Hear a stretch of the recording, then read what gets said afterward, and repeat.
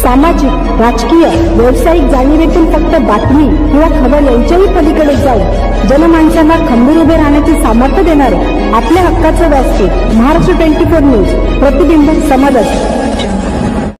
दरवर्षीप्रमाणे 6 जानेवारी रोजी पत्रकार दिवसानिमित्त अमन इंग्लिश स्कूल वडाळी येथे नांदुरा शहर व तालुक्यातील पत्रकार बांधवांचे सत्कार करण्यात आले।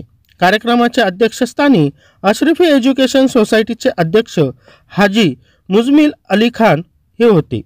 सत्कार मूर्ती म्हणून शहरातील व तालुक्यातील सर्व पत्रकार बांधव हजर होते। सत्कार समारंभ अगोदर सर्व पत्रकार बांधवांनी विज्ञान प्रदर्शनची पाहणी केली व नंतर क्रीडा उत्सव समारंभाचाही लाभ घेतला। याच पार्श्वभूमीवर मौलाना आझाद विचार मंचच्या वतीने जिल्हा स्तरावर मलकापूर गेस्ट हाऊस बुलढाणा, पत्रकार भवन खामगाव, एक स्थानिक वार्ताहर कार्यालयात, जळगाव जामोद गेस्ट हाऊस संग्रामपूर, पत्रकार भवन वरवट बकाल, शेगाव गेस्ट हाऊस या ठिकाणी पत्रकार बांधवांचे सत्कार झाले। मागील महिन्यात 18 डिसेंबर रोजी बुलढाण्यात मौलाना आझाद विचार मंचच्या वतीने मुस्लिम समाजाला आरक्षण, शिक्षण, संरक्षण व अन्य मागण्यासाठी एक दिवसीय धरणे आंदोलन करण्यात आले होते। त्या आंदोलनाला यशस्वी करण्यात पूर्ण जिल्ह्यातील पत्रकार बांधवांनी मोलाचे योगदान दिले होते।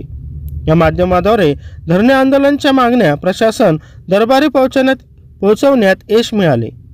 म्हणून मौलाना आझाद विचार मंचच्या वतीने जिल्हा स्तरावर पत्रकार बांधवांचे सत्कार करण्यात आले।